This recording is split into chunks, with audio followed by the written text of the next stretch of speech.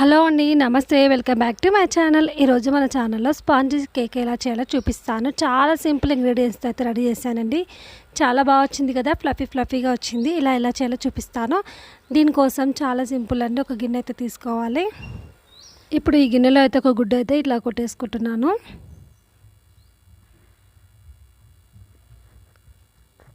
ఇప్పుడు ఇందులోకి ఒక కప్పు వరకు షుగర్ అయితే యాడ్ చేసుకోవాలి.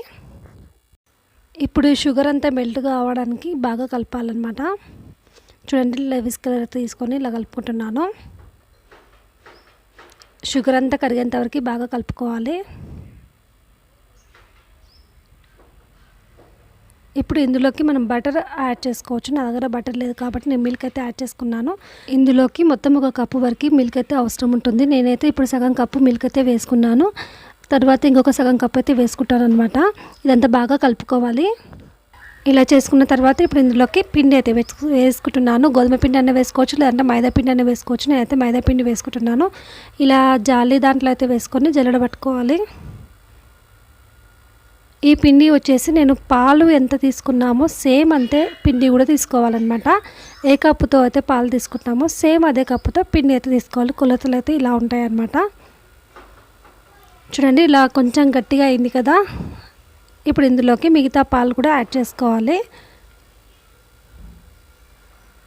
ఇదంతా మంచిగా వచ్చేంతవరకు మనమైతే చూడండి, ఇంకొక సగం కప్పు అయితే పాలు అయితే వేసుకున్నాను. ఇంతకుముందు సగం కప్పు, ఇప్పుడు సగం కప్పు అనమాట. మొత్తం ఒక కప్పు అయితే పాలు, అలాగే ఒక స్పూన్ వరకు నెయ్యి అయితే వేసుకుంటున్నా. నెయ్యి ప్లేస్లో మీ దగ్గర బటర్ ఉంటే బటర్ వేసుకోండి. ఇలా బటర్ వేయడం వల్ల కూడా మంచిగా వస్తుంది కేక్. ఇలా బాగా కలుపుకోవాలి. దోశ ఉంటుంది కదండి, బటర్ అంత వచ్చేంతవరకు మంచిగా కలుపుకోవాలి. ఇప్పుడు ఇందులోకి వంట సోడా వేసుకుంటున్నాను. నా దగ్గర బేకింగ్ పౌడర్ అయిపోయింది కాబట్టి నేను ఒక స్పూన్ వరకు వంట సోడా అయితే వేసుకున్నాను. బేకింగ్ పౌడర్ లేకుండా కూడా కేక్ మంచిగా వస్తుందన్నమాట. చూడండి, ఇలా బాగా కలుపుకోవాలి ఉండలు లేకుండా. చూడండి, పిండి ఇలా జారుతూ ఉంది కదా, ఇంతవరకు అయితే కలుపుకున్నాను. ఇప్పుడు ఒక లోతైన గిన్నె అయితే తీసుకున్నాను. స్టీల్ది కానీ ఏదైనా సరే తీసుకోండి. దీంట్లో అయితే ఒక కొంచెం నెయ్యి అయితే వేసుకొని గిన్నె మొత్తం ఇట్లా అప్లై చేసుకుంటున్నాను. ఎందుకంటే బటర్ పేపర్ లేదు నా దగ్గర కాబట్టి ఇలానే చేసుకుంటున్నాను. ఇలా గిన్నె మొత్తం అంటుకునేటట్లు అంతా స్ప్రెడ్ చేయాలి. ఇలా చేసిన తర్వాత ఇప్పుడు ఇందులోకి మనం పొడి పిండి ఉంటుంది కదా, అదైతే కొంచెం వేసుకుంటున్నాను. ఇప్పుడు ఈ పిండిని మొత్తం గిన్నె అంతా స్ప్రెడ్ చేసుకోవాలి. చూడండి, పిండి ఇలా గట్టిగా అంటుకోపోవాలన్నమాట గిన్నెకి. ఇలా అంటుకోవడం వల్ల మనకి కేక్ అయితే అడుగంటకుండా ఉంటుంది, మంచిగా వస్తుందన్నమాట. చూడండి, ఇలా మొత్తం చేసుకుంటున్నాను. బటర్ పేపర్ ఉంటే ఇదేమో అవసరం లేదనమాట. డైరెక్ట్ పేపర్ పెట్టేసి కేక్ వేసేసుకోవచ్చు. ఇప్పుడు ఇందులోకి ఈ పిండి ఉంది కదా, ఇదంతా వేసుకుంటున్నాను. చూడండి, మాత్రం ఇలా వచ్చేంత వరకు మాత్రం ప్రిపేర్ చేసుకోండి.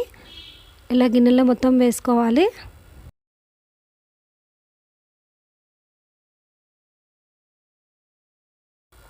ఇలా మొత్తం వేసుకున్న తర్వాత ఒకసారి గిన్నెని ఇలా చేయాలి, వీడియోలో చూపిస్తున్నట్టు. చూడండి, ఇలా చేసుకుంటే కొంచెం కరెక్ట్గా సెట్ అవుతుందన్నమాట కేక్. ఇప్పుడు ఈ లోతైన కుక్కర్ అయితే తీసుకున్నానండి. నా దగ్గర ఓవెన్ లేదు కాబట్టి నేను పెద్ద కుక్కర్ అయితే తీసుకున్నాను. ఇందులో కేక్ కింద అయితే అడుగుకైతే ఒక ప్లేట్ కానీ లేకపోతే ఇలాంటివి ఉంటాయి కదా, ఇవైతే పెట్టుకోవాలి. ఇలా కుక్కర్లో చేయడం వల్ల మనకి కేక్ అయితే మంచిగా వస్తుంది అనమాట. చూడండి, ఇప్పుడు దీనిపైన అయితే ఈ గిన్నె అయితే పెట్టుకుంటున్నాను. ఇలా పెట్టుకోవాలి. మూత అయితే పెట్టుకుంటున్నాను. మూత పెట్టేటప్పుడు మనకి విజిల్ ఉంటుంది కదా, విజిల్ అయితే తీసేయండి, లేకపోతే అది మొత్తం పేలిపోయే ఛాన్స్ ఉంటుంది కాబట్టి నేనైతే విజిల్ తీసేసి ఇలా మూత అయితే పెట్టుకుంటున్నాను. చూడండి, ఇలా మూత అయితే పెట్టేసుకుంటున్నా. ఇప్పుడు ఇలా మూత పెట్టుకున్న తర్వాత ఒక 10 మినిట్స్ వరకు హై ఫ్లేమ్లో అయితే పెట్టుకోవాలి మంటని. 10 మినిట్స్ తర్వాత లో ఫ్లేమ్లోకి అయితే చేయాలండి. చూడండి, కాసేపు అయిన తర్వాత దీన్ని ఓపెన్ చేసి చూపిస్తాను మీకు ఎలా అవుతుందో కేక్ అయితే. చూడండి, పొంగుకొస్తుంది కదా, ఇలా పైకి అయింది. ఒక 30 నిమిషాల తర్వాత కేక్ అయితే చల్లారిపోయిందనమాట. ఇలా తీసుకున్నాను. చూడండి, ఎంత బాగా పైకి వచ్చింది కదా, చాలా బాగా పొంగింది కదా అండి కేక్ అయితే. దీని అయితే ఇలా సైడ్లకి ఒకసారి ఇలా అనుకొని తర్వాత ఒక ప్లేట్లోకి అయితే తీసుకోండి. చాలా సింపుల్గా వస్తుందండి. నేనైతే ఎక్కువ కష్టపడాల్సిన అవసరం లేకుండానే వచ్చేసింది. చూడండి, ఇలా వేస్తేనే వెంటనే వచ్చింది. గిన్నె అయితే చాలా వేడిగా ఉందన్నమాట. ఇప్పుడు దీన్ని ఒక్కసారి పైన తడితే సరిపోతుంది, మనకి ఈజీగా వస్తుందండి. నేనైతే ఒక క్లాత్ తీసుకొని ఈ గిన్నెనైతే తీసేసాను, ఎందుకంటే గిన్నె చాలా వేడిగా ఉంది. చూడండి కొందరైతే చల్లగా ఉన్నప్పుడు కూడా అది రాదనమాట. ఇది మాత్రం చాలా సింపుల్గా వచ్చింది, చూపిస్తాను మీకు.